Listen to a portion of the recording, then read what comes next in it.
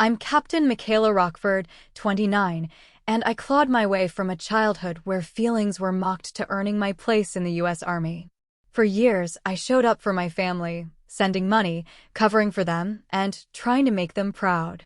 But when my own brother laughed at my PTSD and my mother called me pathetic at the dinner table, I made a choice that changed everything. Have you ever been humiliated by the very people you sacrificed everything for? If so, tell me in the comments, you're not alone. Before I dive into what happened, let me know where you're watching from. And if you've ever had to stand up for yourself after being written off, hit that like button and subscribe for more true stories about setting boundaries and reclaiming your worth. What happened next might surprise you. I grew up in a house where crying meant weakness. My father, before he passed, used to say feelings were for people who couldn't handle reality.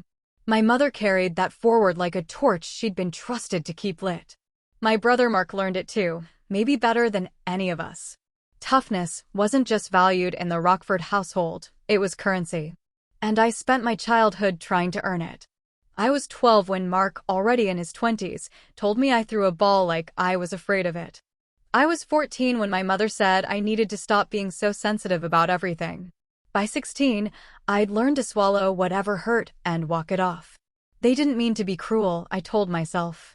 They were just preparing me for a world that wouldn't coddle me either.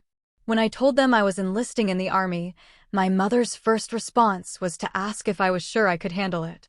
Mark laughed and said at least they'd toughen me up. My father had served, briefly, in a non-combat role, and the military had always been spoken of with a certain reverence in our house. But that reverence didn't extend to believing I belonged there. I was their daughter, their little sister, the one who used to be afraid of thunderstorms. I joined anyway. I needed structure. I needed purpose. And maybe, somewhere deep down, I needed to prove that I wasn't the fragile thing they thought I was. Basic training was brutal, but I made it through. I excelled, actually. I found that I could endure more than I'd ever imagined. The discipline gave me something to hold on to, and the sense of service filled a space I hadn't known was empty. My first deployment came when I was 23. Before I left, there was a small family dinner. My mother seemed proud in her restrained way. She touched my shoulder and told me to be safe. Mark gave me an awkward half-hug and said, "Don't get soft on us over there." He meant it as encouragement, I think. Their version of it. I wrote letters home during that first tour.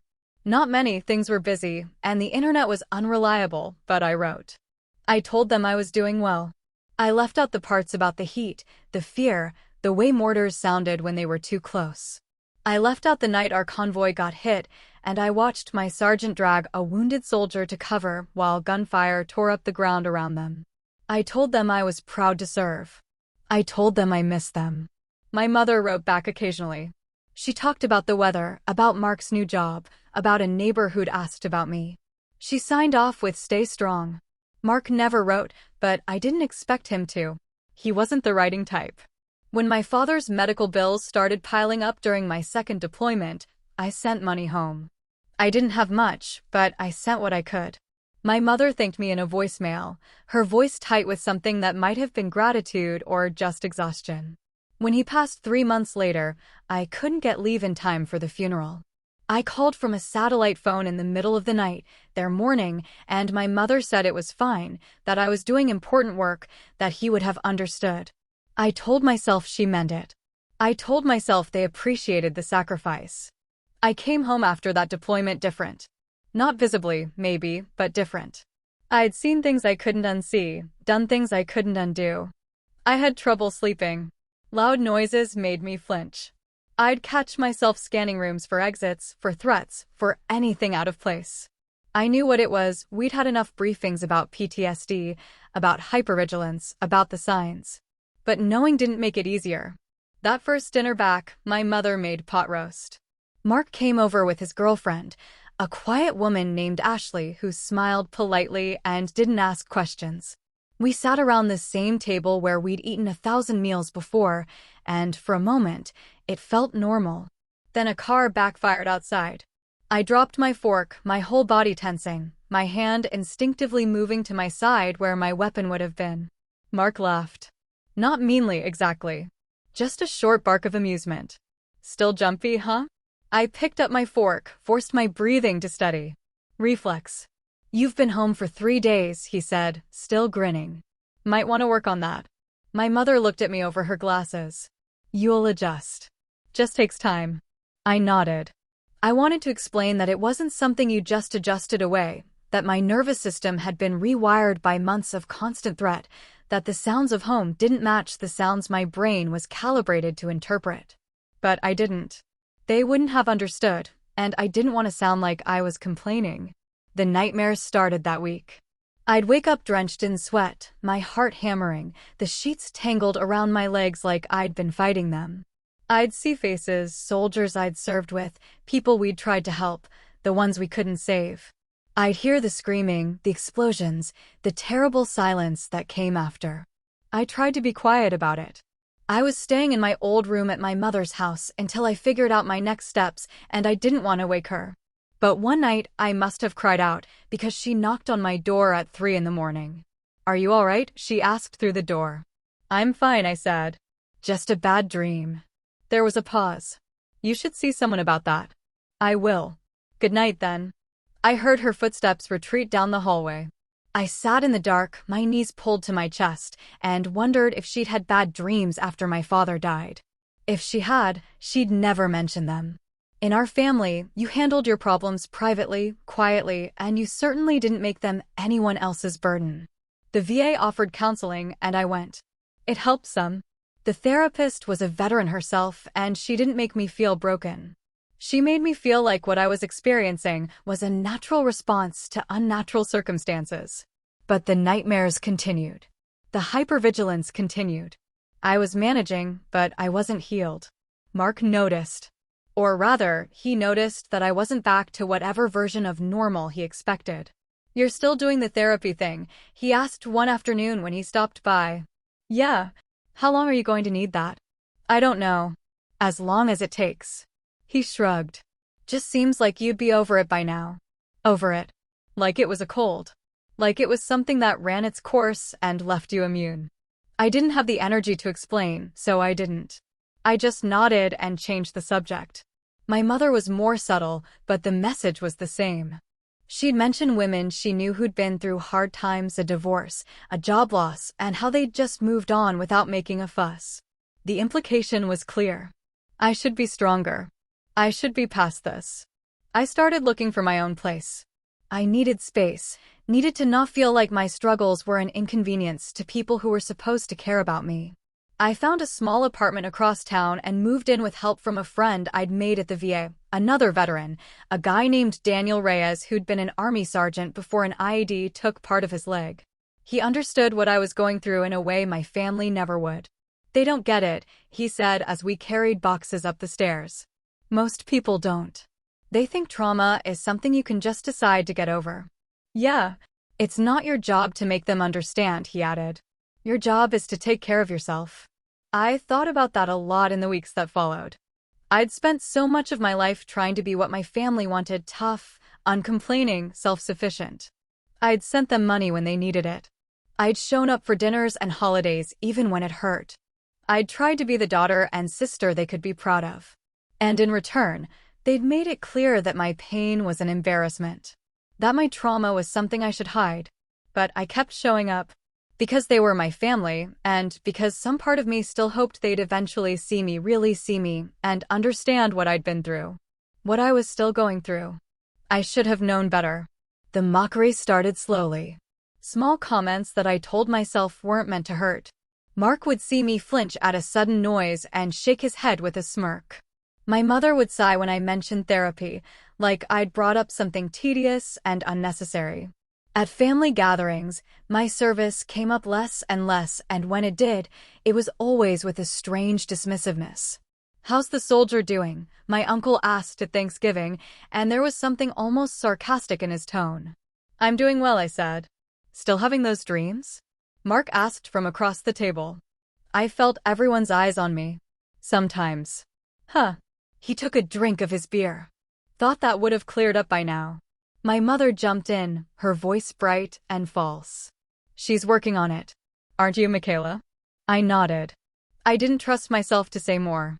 The conversation moved on, but I felt the shift. My PTSD had become a topic of casual conversation, something they could reference and dismiss in the same breath.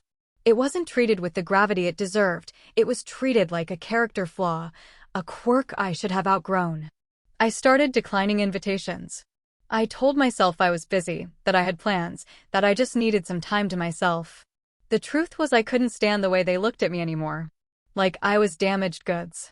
Like I was less than I'd been before. Daniel noticed I was pulling back. "You don't have to keep subjecting yourself to that," he said one evening over coffee. "They're my family." And? Family doesn't give you a free pass to be cruel. I wanted to argue, but I couldn't. He was right. They were being cruel, even if they didn't think of it that way. Their jokes, their dismissiveness, their complete inability to acknowledge what I'd sacrificed, it all added up to a profound lack of respect. Still, I tried. I showed up for my mother's birthday. I answered Mark's texts, even when they were laced with sarcasm. I sent Christmas gifts. I kept the door open, hoping they'd eventually walk through it with something resembling empathy. Then my mother called. She wanted me to come to dinner the following weekend. Mark would be there, along with his girlfriend and a few of my aunts and uncles. It was meant to be a casual family gathering, nothing special. I almost said no, but I didn't. I told her I'd be there. I regretted it before I even walked through the door. The house smelled like roasted chicken and garlic. My mother greeted me with a brief hug, the kind that felt obligatory. Mark was already in the living room, beer in hand, talking loudly about something that had happened at his job. His girlfriend, Ashley, gave me a small wave. My Aunt Carol and Uncle Jim were there too, along with my cousin Rachel. It was a full house. Dinner was fine at first. We talked about work, about the weather, about nothing of consequence. I stayed quiet, mostly, eating my food and nodding at the appropriate moments. I'd learned that participating too much only opened me up to scrutiny. Then Mark brought it up. "So, Michaela," he said, his tone casual but pointed. "You still seeing that therapist?" I set down my fork. "Yeah. How long has it been now?" 2 years. "About that." He whistled low. "That's a long time to still be dealing with, what do they call it? PTSD?" The table went quiet. I felt everyone's attention shift to me, curious and uncomfortable in equal measure. "It's a process," I said evenly. "A process," he repeated, like he was tasting the words. "Sounds like an excuse to me." "Mark," my mother said, but there was no real reproach in her voice. He leaned back in his chair, grinning now. "I mean, come on. You still get nightmares? Still jumping at loud noises? That's pathetic." The word landed like a slap. Pathetic. I felt my face flush, my chest tighten. I looked at my mother, waiting for her to say something, to defend me. Instead, she laughed. A short, sharp sound that cut deeper than Mark's words. "She can't handle real life," she said, shaking her head like I was a disappointment she'd learned to live with. A few people chuckled. My Uncle Jim looked uncomfortable, but he didn't say anything. My Aunt Carol glanced away. Rachel stared at her plate. I stood up. My chair scraped against the floor, loud in the sudden silence. "Where are you going?" my mother asked. "I'm leaving." "Oh, don't be so sensitive," Mark said. "We're just joking." I looked at him, really looked at him, and saw nothing but contempt. I looked at my mother and saw the same. They didn't see me. They saw a burden, an inconvenience, a punchline. I grabbed my jacket and walked out. No one followed me. I sat in my car for a long time, my hands gripping the steering wheel, my breath coming in short, shallow gasps. I'd given them everything. My loyalty, my love, my money when they needed it. I'd served my country, put my life on the line, come home broken in ways they couldn't see. And they'd called me pathetic. They'd laughed. I drove home in a haze, my mind replaying the scene over and over. Mark's sneer. My mother's laugh. The silence from everyone else. I'd been humiliated in front of my entire family, and not one of them had stood up for me. When I got home, I sat in the dark and let myself cry. Not because I was weak, but because I'd finally accepted the truth: they would never respect me. They would never understand. And I needed to stop hoping they would. That night, alone in my apartment, I stared at the ceiling and thought about the deployment that had changed me. The one that had given me the nightmares, the hypervigilance, the scars they couldn't see. It was my third tour. I'd been promoted to captain by then, leading a small unit in a region where the threat was constant and invisible. IEDs, snipers, ambushes, every patrol was a gamble. We lost soldiers. Good people who'd never make it home. I learned to compartmentalize, to keep moving, because stopping meant thinking, and thinking meant breaking. There was one mission in particular. We'd been tasked with clearing a route for a supply convoy. Intelligence said the area was relatively secure, but intelligence was wrong more often than it was right. We moved carefully, our engineer scanning for explosives, the rest of us providing cover. Then the scanner went off. We'd found an IED, a big one, buried just off the path. While our engineer worked to disarm it, we secured the perimeter. That's when the mortars started. They came from the ridge to our east, fast and indiscriminate. The first one hit 20 meters away, close enough to knock me off my feet. I heard screaming. I saw dust and smoke and chaos. My ears were ringing, my vision blurred, but I forced myself up. 2 of my soldiers were down, both wounded. One had taken shrapnel to the leg. The other was unconscious, blood pooling beneath him. And we were still in the minefield. The mortars kept coming. I didn't think. I just moved. I grabbed the first soldier, the one with the leg wound, and dragged him back toward cover. He screamed the whole way. I left him with our medic and went back for the other one. He was heavier, deadweight, and every step felt like it might be my last. I didn't know if I was stepping on an IED. I didn't know if the next mortar would land on top of us. I just knew I couldn't leave him. I got him out. We all got out eventually. The engineer disarmed the IED, the mortars stopped, and we made it back to base. Both soldiers survived. I was recommended for a commendation, though I never cared much about that. I cared that they made it home. But that day stayed with me. The sound of the mortars. The weight of a dying man in my arms. The certainty that I was going to die out there. It stayed with me in the nightmares, in the flashbacks, in the way my body reacted to things my family thought were nothing. And they'd called me pathetic. I called Daniel the next morning. He answered on the second ring, his voice rough with sleep. "You okay?" he asked. "No. Want to talk about it?" I told him everything. The dinner, the mockery, the way my mother had laughed. He listened without interrupting, and when I finished, he was quiet for a moment.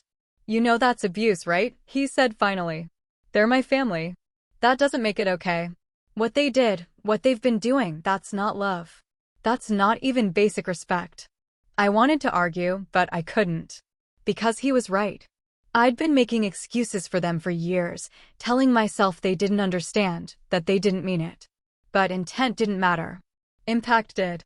And the impact of their words, their laughter, their complete dismissal of my trauma had left me feeling worthless.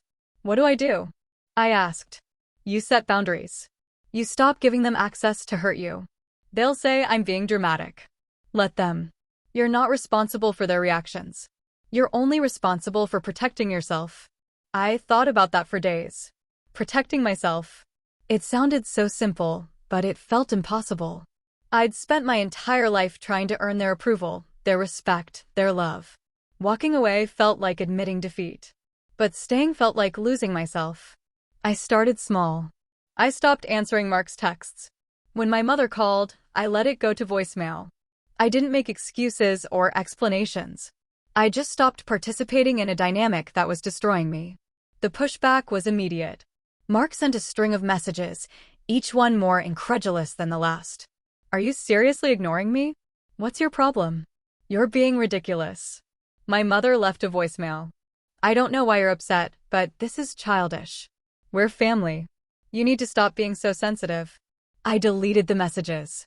I deleted the voicemail. I focused on the things that made me feel whole, my therapy, my work with other veterans, the small routines that kept me grounded. Daniel checked in regularly. "How are you holding up?" "Better," I said. And I meant it. The distance hurt, but it hurt less than the constant barrage of disrespect. I didn't know then that something was about to shift.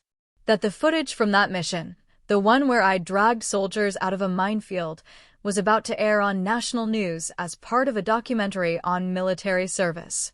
I didn't know that the narrative my family had built about me was about to collapse. I didn't know that the truth was louder than their mockery had ever been. The call came from a producer at a major news network. They were putting together a documentary on combat heroism, highlighting lesser-known stories of soldiers who'd gone above and beyond. Someone in the Army's public affairs office had flagged my name, along with the helmet cam footage from that mission. "We'd like to feature your story," the producer said. "The footage is incredible. We think it's important for people to see what soldiers like you do." I hesitated. I didn't want the attention. I didn't want to relive that day on national television. But the producer was persuasive. She talked about honoring the soldiers I'd saved, about giving the public a window into the reality of combat. She promised it would be respectful, dignified. I agreed. Not for me, but for the men I'd served with. For the ones who didn't make it home. The documentary was scheduled to air on a Wednesday evening. I didn't tell my family. I hadn't spoken to them in weeks, and I saw no reason to start now. I assumed they wouldn't watch it anyway. Military documentaries weren't their thing. I watched it alone in my apartment, Daniel on speakerphone for moral support. When the segment started, I felt my chest tighten. The footage was raw, chaotic, harder to watch than I'd expected. The camera mounted on my helmet captured everything: the explosion, the screaming, the dust and smoke. It captured me running back into the minefield, dragging one soldier, then another, my movements frantic but deliberate. The narrator's voice cut through the chaos. Captain Michaela Rockford risked her life multiple times to save her fellow soldiers, navigating an active minefield under mortar fire. Her actions that day exemplify the courage and selflessness at the heart of military service. I felt tears on my face. Not because of the praise, but because seeing it again brought everything back. The fear, the adrenaline, the certainty that I was going to die. "You okay?" Daniel asked. "Yeah," I said, my voice shaky. "I'm okay." The segment ended. My phone stayed silent for a while. Then it started buzzing. Texts, calls, messages from people I hadn't heard from in years. Fellow soldiers, friends from high school, acquaintances who'd seen the documentary. They were all congratulating me, thanking me, calling me a hero. Then my mother called. I stared at her name on the screen, my thumb hovering over the decline button. Finally, I answered. "I saw the news," she said. Her voice was strange, strained. "Okay." "I didn't know," she said. "I didn't know it was like that." I didn't respond. I didn't know what to say. "Why didn't you tell us?" she asked. Would it have mattered? The silence stretched between us. Finally, she said, "Mark wants to talk to you." "I don't want to talk to Mark." "Michaela," I hung up. My phone buzzed again. A text from Mark. "I saw the footage. Call me." I didn't. I turned my phone off and sat in the silence of my apartment, letting the weight of the day settle over me. They'd seen it. They'd seen what I'd done, what I'd survived, what had left me with the nightmares and the hypervigilance they'd mocked. And now they wanted to talk. But I didn't owe them anything. Not an explanation, not forgiveness, not another chance to hurt me. The truth had come out. Not because I'd argued or defended myself, but because it existed, undeniable and recorded. And for the first time in years, I felt something close to vindication. They'd called me pathetic. But the world had seen who I really was. The calls kept coming. My mother. Mark. Even my Aunt Carol, who'd sat silently while they humiliated me. They all wanted to talk, to explain, to somehow make it right. I ignored them for days. I focused on work, on therapy, on the messages from soldiers I'd served with.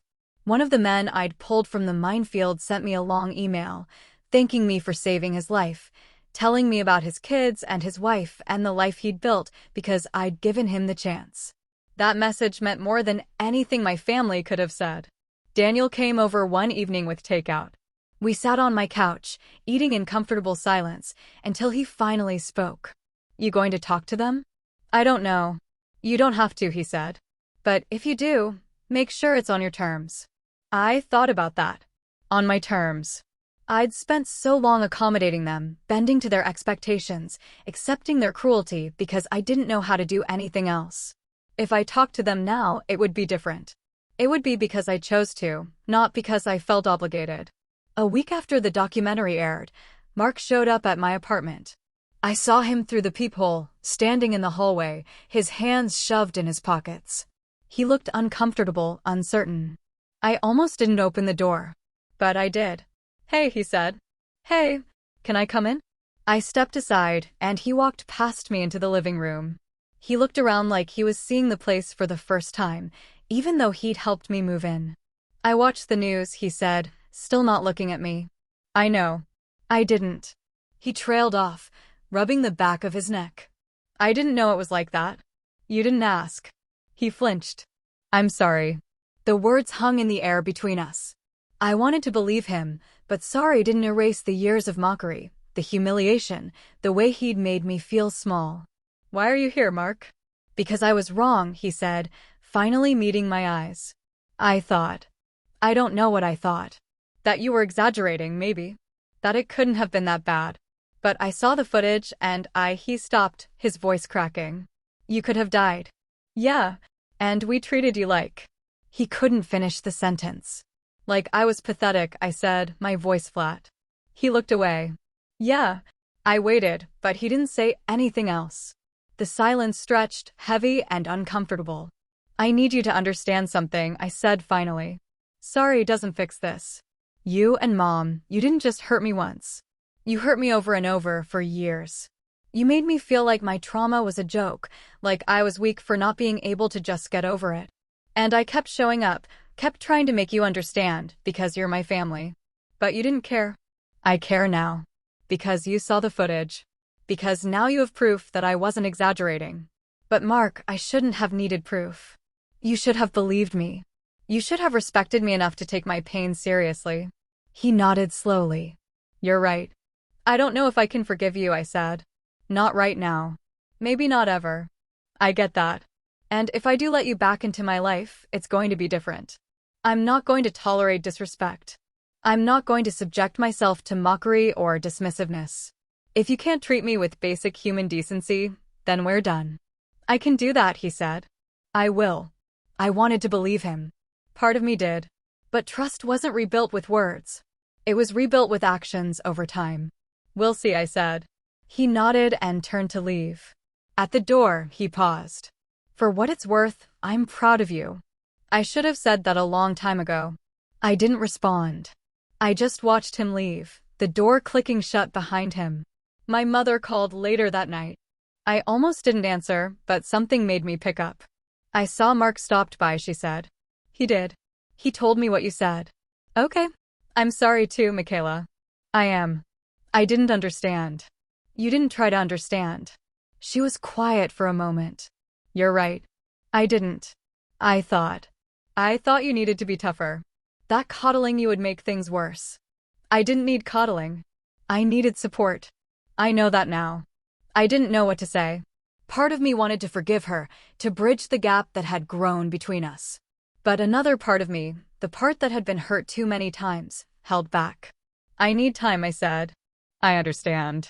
And I need you to respect that. No guilt trips, no pressure. Just time." "Okay." We said goodbye, and I hung up. I felt exhausted, drained by the weight of it all.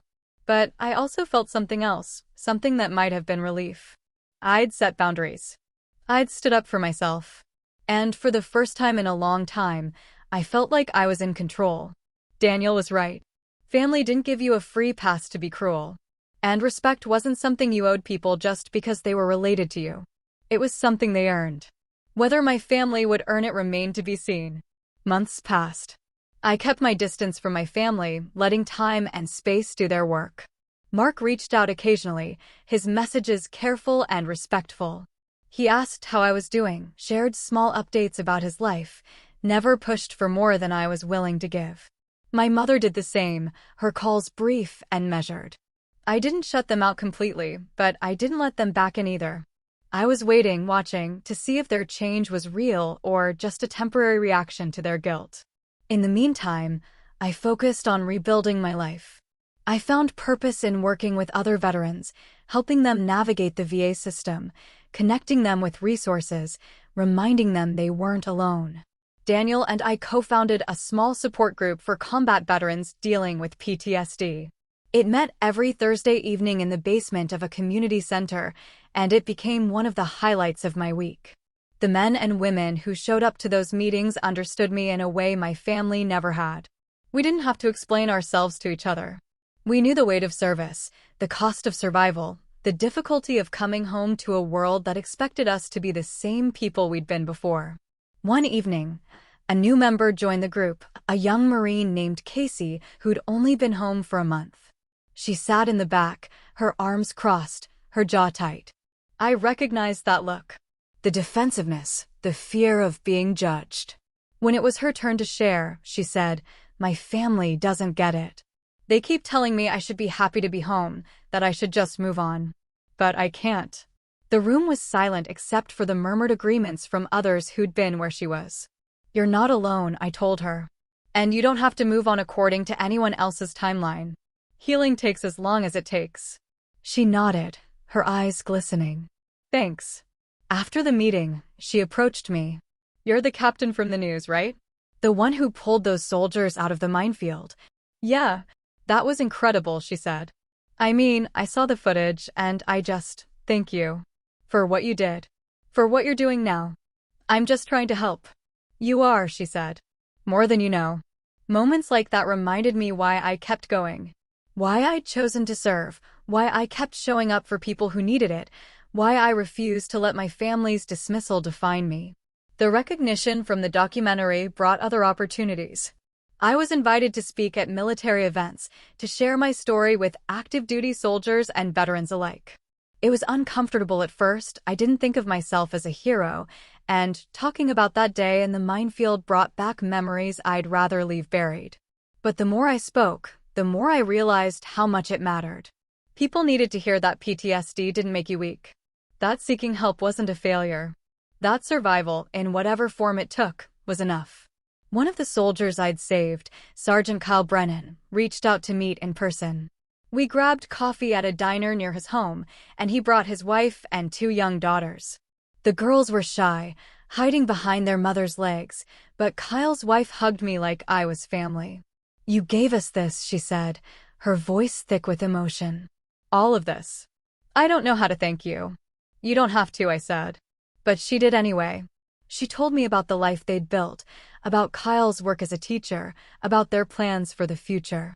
She told me that her daughters knew my name, that Kyle talked about me like I was a guardian angel. I didn't feel like a guardian angel. I felt like someone who'd done what needed to be done, who'd made a choice in a moment of chaos. But seeing Kyle with his family, seeing the life he'd built, made it real in a way it hadn't been before. I'd saved him. And in doing so, I'd saved all of this. As for my family, they continued their slow attempts at reconciliation. My mother invited me to Thanksgiving, and I went, cautiously.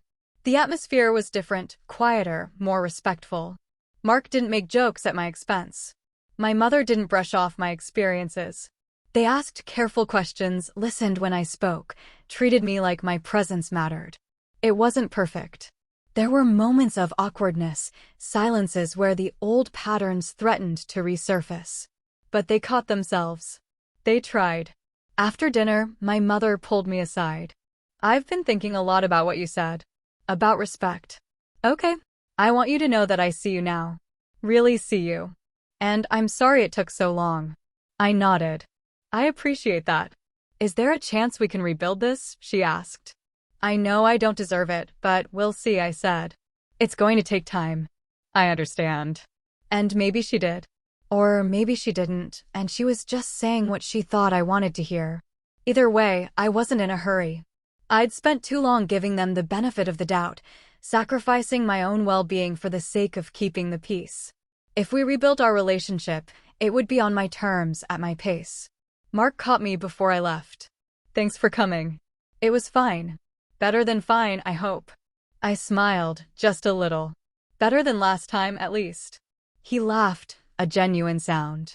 "Yeah, better than last time." I drove home that night feeling something I hadn't felt in years, hope.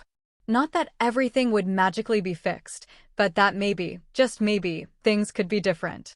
That my family could learn to respect me, to see me as more than the sum of my struggles. But even if they didn't, I knew I'd be okay. I'd built a life beyond their approval, found strength in places they'd never touched. I had people who understood me, who valued me, who didn't need proof to believe my pain was real. I didn't need their validation anymore. But I was willing to give them the chance to earn their way back into my life. A year after the documentary aired, I was invited to speak at a military appreciation event in Washington, D.C. It was a formal affair, politicians, high-ranking officers, veterans from multiple generations. I almost declined. Public speaking still made me uncomfortable, and the formality of it felt overwhelming. But Daniel convinced me to go. "You have something worth saying," he told me. "And people need to hear it." So I went. I wrote my speech carefully, trying to find the balance between honoring my service and being honest about its cost. I wanted to talk about PTSD, about the difficulty of coming home, about the importance of supporting veterans beyond just thanking them for their service. The night of the event, I stood backstage in my dress uniform, my hands shaking slightly. I could hear the murmur of the crowd, hundreds of people waiting to hear from speakers they probably found more impressive than me. A general, a senator, a Medal of Honor recipient, and then me, a captain who'd done her job and somehow ended up on the news. When my name was called, I walked out to polite applause. The podium felt like a barrier between me and an ocean of faces. I gripped its edges, took a breath, and began. "I didn't think of myself as a hero that day in the minefield," I said. "I thought of myself as a soldier doing what soldiers do, taking care of the people beside me. But when I came home, I found that heroism was easier for people to accept than humanity." I talked about the disconnect between how people viewed military service and what it actually entailed. The sacrifices, yes, but also the struggles. The pride, but also the pain. I talked about PTSD, about how it wasn't a sign of weakness, but a sign that we'd survived things most people couldn't imagine. For a long time, the people closest to me didn't understand that, I said. They saw my trauma as something I should be able to overcome through willpower alone. They didn't see the reality of what I'd been through because I couldn't make them see it. And I spent years trying to earn their respect, trying to prove I wasn't broken. But I was broken. We all are, in different ways. The question isn't whether we're damaged, it's whether we're willing to do the work to heal. I saw people nodding. Some were wiping their eyes. I'm sharing this because I want other veterans to know they're not alone. If your family doesn't understand, if your friends can't relate, if the people you thought would support you end up dismissing your pain, that's not a reflection of you. That's a reflection of them. Your trauma is real. Your struggle is valid. And you deserve support, not judgment. The applause when I finished was thunderous. People stood. I felt overwhelmed, exposed, but also relieved. I'd said what I needed to say. Afterward, veterans lined up to talk to me. They shared their stories, their struggles, their gratitude that someone had put words to what they'd been feeling. One older man, a Vietnam veteran, shook my hand with tears in his eyes. "I've been waiting 40 years for someone to say that," he told me. "Thank you." I didn't know what to say except, "Thank you for your service." He smiled. "Thank you for yours." My mother called the next day. She'd watched the speech online. "That was beautiful," she said. "Thanks." "I didn't realize." She paused. "I didn't realize how much we hurt you." "I know. I wish I could go back and do it differently." "You can't," I said. "But you can do better now." "I'm trying." And I believed her. Not because she'd suddenly become perfect, but because I'd seen the effort. The small changes, the careful questions, the way she caught herself when old patterns emerged. It wasn't enough to erase the past, but it was something. Mark sent me a text later that week. "Saw your speech. I'm proud of you. I should have been proud of you all along." I didn't respond immediately. I let the message sit, considering whether I wanted to engage. Finally, I wrote back. "Thanks." It wasn't much, but it was honest. I was still figuring out what our relationship would look like, if it would exist at all beyond these tentative exchanges. But I wasn't closing the door completely. I was just being careful about who I let through it. 2 years after the documentary, I received orders for a new assignment, a teaching position at a military academy. It was a significant step in my career, an opportunity to shape the next generation of soldiers. I accepted it eagerly. Before I left, I organized one last meeting of our veteran support group. We'd grown over the years. What started as a handful of people in a community center basement had become a thriving network of veterans supporting each other through the difficulties of post-military life. Daniel and I stood in front of the group, and I felt a lump in my throat as I looked at the faces I'd come to know so well.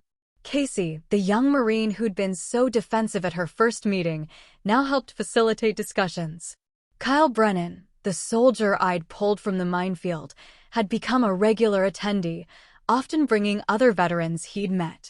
There were dozens of others, each with their own story, their own struggle, their own journey toward healing. This group saved my life, I told them.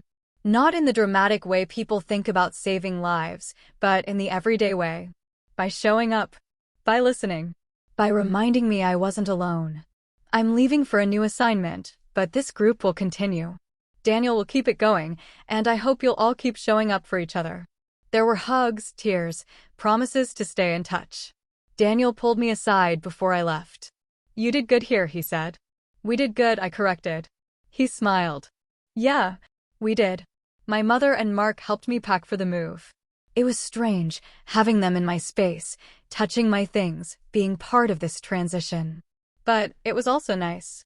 They asked where things should go, made jokes that weren't at my expense, treated me like someone whose opinions mattered. "You nervous?" Mark asked as we loaded boxes into the truck. "A little." "You'll do great." "You always do." I looked at him, searching for sarcasm, but found none. He meant it. "Thanks." My mother made dinner that night, lasagna, my favorite. We ate together at my small kitchen table, the conversation flowing more easily than it had in years. She asked about my new position, about what I'd be teaching, about my plans for the future. Mark talked about his job, about Ashley, about their plans to get married. "You'll come to the wedding, right?" he asked. "When is it?" "Next spring. We're still figuring out the details, but we want you there." I nodded. "I'll be there." It felt surreal, this normalcy. There were still scars, still moments when I remembered the mockery, the humiliation, the years of feeling unseen. But there was also this, shared meals, genuine conversation, the slow rebuilding of something that had been broken. Before I left town, my mother asked if we could talk privately. We sat on my empty living room floor, the apartment echoing with absence. "I want to make sure you know," she said, "that I understand what I did wrong. Not just at that dinner, but for years before. I dismissed your pain because I didn't know how to handle it. I thought being tough meant not acknowledging struggle. But I was wrong." "I know," I said. "And I want you to know that I'm proud of you. Not because of the documentary or the medal or any of that. I'm proud of you because you survived something terrible and you're still here, still fighting, still helping other people. That takes more strength than I ever gave you credit for." Her words settled over me, heavy and meaningful. I'd waited years to hear something like this. It didn't erase the hurt, but it acknowledged it. And that mattered. "Thank you," I said. "I love you, Michaela." I should have said that more. "I love you too." We hugged, and it felt different than the obligatory embraces of the past. It felt real. The teaching position was everything I'd hoped for and more. I worked with cadets who reminded me of my younger self, eager, uncertain, full of potential. I taught them about leadership, about decision-making under pressure, about the realities of combat that no classroom could fully prepare them for. I was honest with them in ways my instructors hadn't been with me. I talked about PTSD, about the difficulty of coming home, about the importance of taking care of themselves and their soldiers. Some of them looked uncomfortable when I brought up mental health, but most listened intently. One cadet approached me after class. "Ma'am, can I ask you something?" "Of course." "How do you deal with it?" "The PTSD, I mean. My dad was in Iraq and he struggles. I don't know how to help him." I thought carefully about my answer. "You help him by not treating him like he's broken. By respecting his experience without trying to fix it. By just being there. That's it." "That's a lot," I said. "More than you might think." He nodded slowly. "Thanks, ma'am." I watched him leave, hoping I'd given him something useful. These conversations happened more often than I'd expected. Cadets with family members who'd served, cadets worried about their own futures, cadets trying to understand what they were signing up for. I tried to be honest without being discouraging, to prepare them without scaring them. My work was fulfilling in a way combat never had been. I was still serving, still making a difference, but without the constant threat of death. I could sleep through the night more often than not. The nightmares still came, but less frequently. I was healing slowly but surely. My family visited during the holidays. Mark and Ashley came together, engaged now, planning a future I'd once doubted he was capable of. My mother seemed lighter somehow, less burdened by the stoicism she'd worn like armor for so long. We went to dinner at a restaurant near the academy. The conversation was easy, punctuated by laughter that felt genuine. Mark told stories about his job that were actually funny. My mother asked thoughtful questions about my cadets. Ashley fit in seamlessly, her warmth filling gaps I hadn't known existed. At one point, Mark raised his glass. To Michaela. For putting up with us, even though we didn't deserve it. Mark, my mother started. No, I mean it. We screwed up. We know that. But you gave us another chance, and we're grateful. I felt my throat tighten. You're doing better. That's what matters. We're trying, he said. We clinked glasses, and I felt something shift inside me. Not forgiveness, exactly, that was still a work in progress. But acceptance.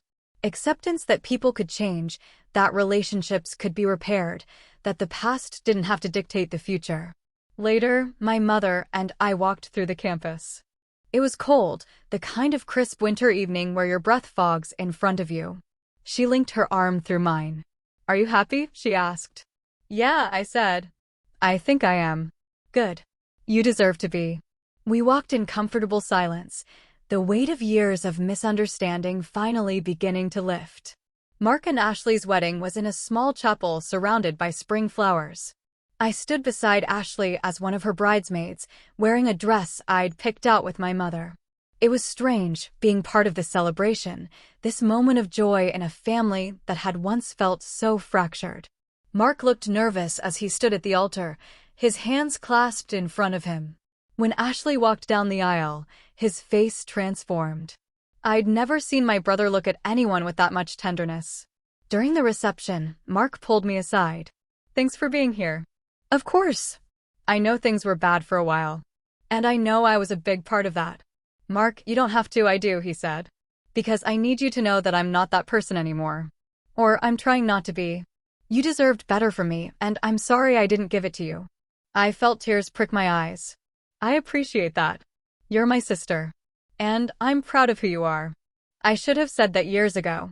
You're saying it now. That counts. He hugged me, and I hugged him back, feeling the weight of our shared history, the good and the bad, settle into something manageable. My mother gave a speech during the reception. She talked about watching her children grow up, about the challenges and joys of parenthood, about learning to let go while still being present. Then she looked directly at me. I want to take a moment to acknowledge my daughter, Michaela. She's taught me more about strength and resilience than anyone I've ever known. I wasn't always the mother she deserved, but she gave me the chance to be better. And for that, I'm grateful. The room applauded. I felt exposed, vulnerable, but also seen in a way I hadn't been before. After the wedding, I returned to my life at the academy. The cadets kept me busy, kept me grounded. I continued therapy, continued working on myself, continued building a life that felt authentic and meaningful. The relationship with my family remained measured. We talked regularly, visited when we could, but there was an understanding that boundaries mattered. That respect was non-negotiable. They'd learned, and I'd learned, and we were all better for it. One afternoon, I received an email from Casey, the young Marine from the support group. She'd been accepted to officer candidate school and wanted to thank me for encouraging her to apply. You showed me that surviving isn't the same as thriving, she wrote. And that we get to choose which one we're going to do. I'm choosing to thrive. Thank you for showing me how. I read the email 3 times, my chest tight with emotion. This was why I served. Not for medals or recognition or even for my family's approval. For moments like this. For the chance to help someone else find their way. 5 years after the documentary aired, I was promoted to major. The ceremony was small, held on the academy grounds, attended by colleagues and cadets. My mother and Mark were there, sitting in the front row. Daniel flew in from across the country. Kyle Brennan came with his family. As the commanding officer pinned the new rank on my uniform, I felt a sense of completion. Not because I'd reached some arbitrary milestone, but because I'd built a life on my own terms. A life defined by service, by connection, by the courage to set boundaries and demand respect. After the ceremony, Kyle approached me with his daughters. They were older now, less shy, full of energy and curiosity. "Girls, this is Major Rockford," he said. "The woman I told you about." The older daughter looked up at me. "You saved my dad." "I did," I said. "Thank you," she said seriously. I crouched down to her level. "You're welcome. Take good care of him, okay?" She nodded solemnly. My mother hugged me after the ceremony. "Your father would have been proud." It was the first time she'd mentioned him in years. I felt the old ache of his absence, but it was softer now, tempered by time. "I hope so," I said. "I know so." That evening, my family and friends gathered for a small celebration. We shared food and stories, laughter echoing through the room. Mark gave a toast, his voice steady and sincere. To my sister, who's always been stronger than the rest of us combined. Who taught us what real courage looks like, even when we were too stubborn to see it.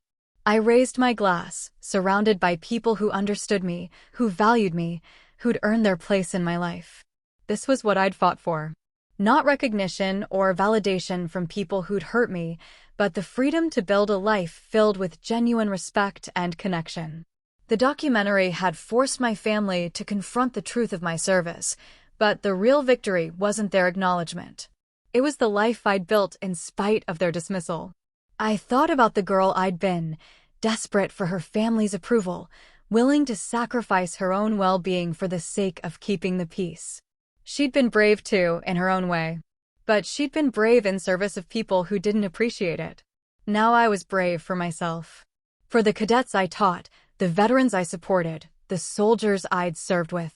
I was brave because I'd learned that respect couldn't be demanded or earned through suffering. It could only be given freely or not at all. My family had chosen, finally, to give it. And I'd chosen to let them back in, carefully, on my own terms. But even if they hadn't, even if they'd remained locked in their dismissiveness and mockery, I would have been okay. Because I'd learned the most important lesson of all: my worth wasn't determined by their perception of me. It never had been. The footage on the news hadn't revealed what I'd done to them. It had revealed it to the world. But I'd always known. The soldiers I'd served with had always known. And in the end, that was enough. I looked around the room at the faces of people I loved and respected, people who'd earned their place through actions, not obligation. Daniel caught my eye and raised his glass in a silent toast. I raised mine back. This was my life.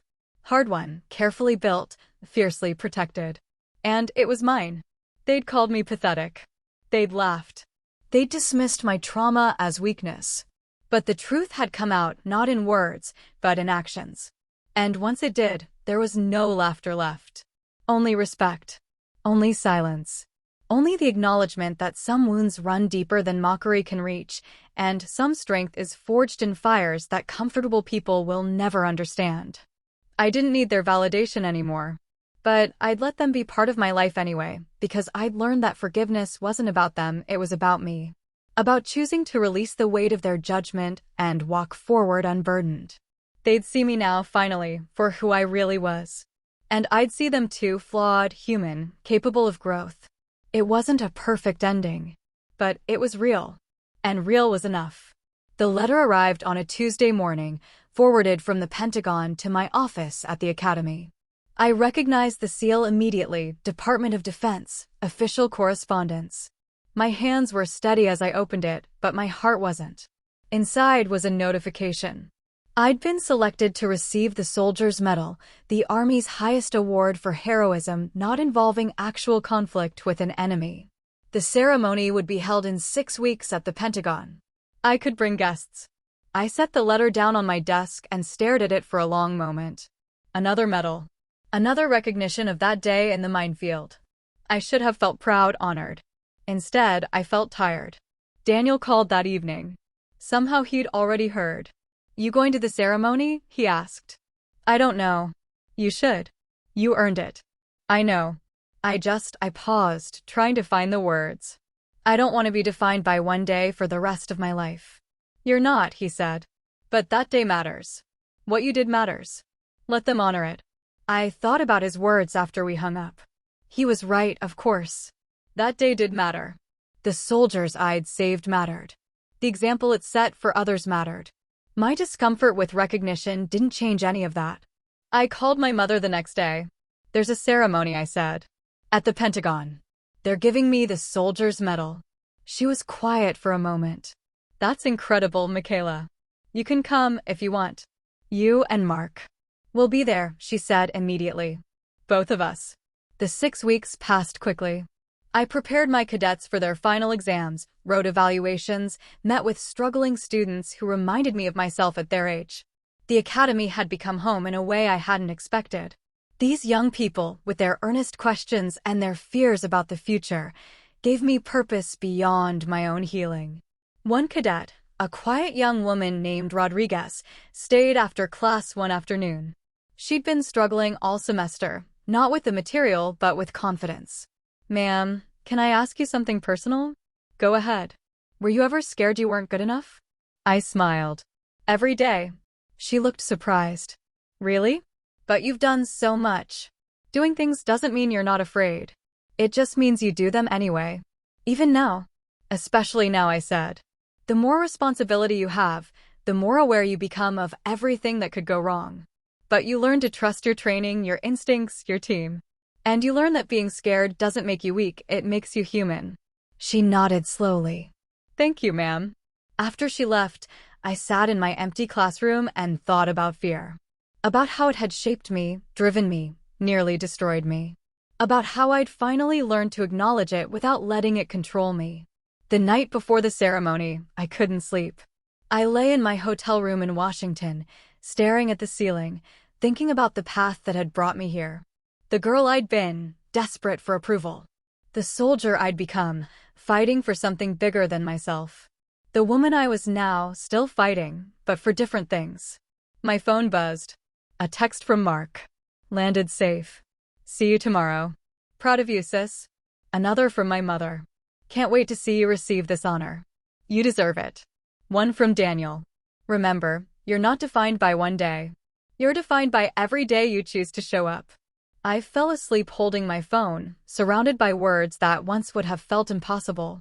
The ceremony was formal, held in a grand hall with flags and photographs of soldiers who'd served with distinction.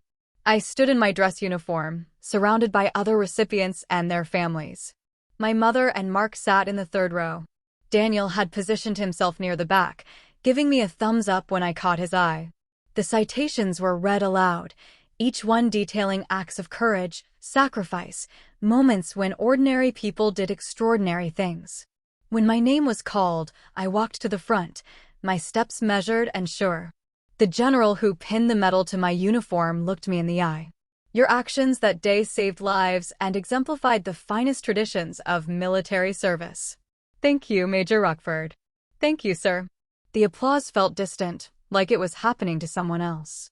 I returned to my place, the weight of the medal somehow both significant and meaningless. It didn't change what had happened. It didn't erase the nightmares or make my family's past dismissal hurt less. But it acknowledged, publicly and permanently, that what I'd done mattered. After the ceremony, my mother approached me. Her eyes were wet. I wish your father could have seen this, she said. Me too.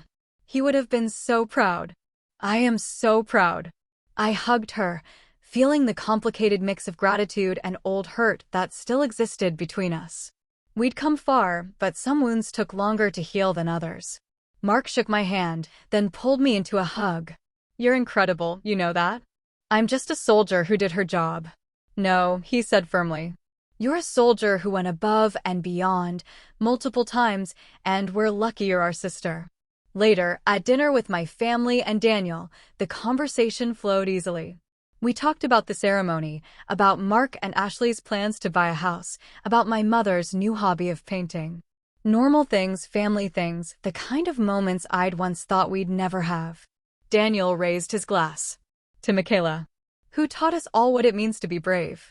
To Michaela, they echoed. I looked around the table at these people, family by blood and by choice, and felt something close to peace. The journey hadn't been easy. There had been pain, betrayal, years of feeling invisible. But we'd made it here, to this moment, where respect was given freely and love wasn't conditional on silence. My phone buzzed. An email from Casey. She'd just graduated from officer candidate school and wanted me to know I'd be invited to her commissioning ceremony. You changed my life, ma'am, she wrote. I hope I can do the same for others. I showed the email to Daniel. He smiled. See? That's your real legacy. Not the medals. The people you've helped along the way. He was right. The soldier's medal would hang on my wall alongside my other commendations, a reminder of one day when everything had hung in the balance. But my real legacy was measured in moments like this: cadets finding their confidence, veterans finding their strength, a family learning to choose respect over mockery. We finished dinner and walked out into the cool Washington evening. My mother linked her arm through mine, just like she had that night at the academy. I'm grateful you gave us another chance, she said quietly. I'm grateful you took it seriously. We won't let you down again. I wanted to believe her completely, without reservation. Part of me did. But another part, the part that had been hurt too deeply, remained cautious. And that was okay.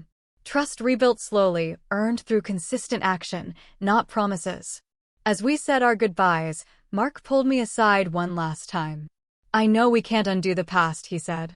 But I want you to know I see you now. Really see you.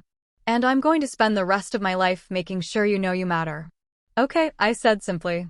Because that was all I'd ever wanted. To be seen, to be valued, to matter to the people who were supposed to love me unconditionally. I flew back to the academy the next morning, the soldier's medal carefully packed in my carry-on. When I returned to my office, I hung it on the wall next to a photograph of my unit, the men and women I'd served with, the ones who'd understood me when no one else could. A cadet knocked on my door. Ma'am? Do you have a minute? Of course. Come in. And life continued, as it always did. One moment at a time, one choice at a time, building something lasting from the pieces of what had been broken. They'd called me pathetic once. They'd laughed at my pain. But I'd survived. I'd healed. And I'd built a life that honored both my service and my humanity. That was victory enough. That's my story. Your turn. Have you ever been mocked for something real you were battling? PTSD, anxiety, grief? What boundary did you set, and did it change anything? If an apology came late, would you accept it or keep your distance? Drop your experience in the comments so others know they're not alone. If this resonated, like the video, subscribe for more true stories, and share this with someone who needs backup today.